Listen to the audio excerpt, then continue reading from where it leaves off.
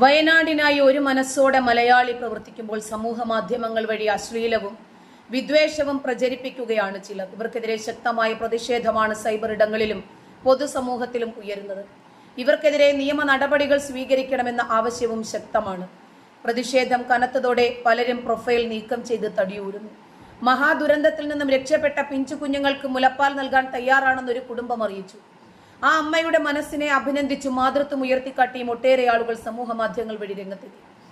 വയനാട്ടിലേക്ക് പോകുകയാണെന്ന് ആ കുടുംബം മാധ്യമങ്ങളിലൂടെ കേരളത്തെ അറിയിക്കുകയും ചെയ്തു. എന്നാൽ ഈ പോസ്റ്റുകൾക്ക് താഴെ അശ്ലീല കമന്റ് ഇടാനാണ് ഒരു വിഭാഗം ആളുകൾ താല്പര്യം കാണിച്ചത്. ദുരന്ത മുഖത്ത് പോലും ഇത്തരം അശ്ലീലം വിളമ്പിയ ഇവരുടെ കമന്റുകൾ സ്ക്രീൻഷോട്ട് സഹിതം പങ്കിട്ടാണ് ഇപ്പോൾ മറുപടി. ട്രോൾ പേജുകളിലും ഇത്തരം കമന്റ് ഇട്ടവരുടെ പ്രൊഫൈൽ അടക്കം ചൂണ്ടിക്കാണിച്ച് പോസ്റ്റുകൾ ഇട്ട് ഒട്ടേറെ ആളുകൾ രംഗത്ത് വരുന്നുണ്ട്. ഇത്തരക്കാരെ ഉന്നമിട്ട് രംഗത്തെത്തിയതോടുകൂടി സൈബർ ഇടങ്ങളിൽ ഇവര് സജീവമല്ലാതെ തന്നെയായി.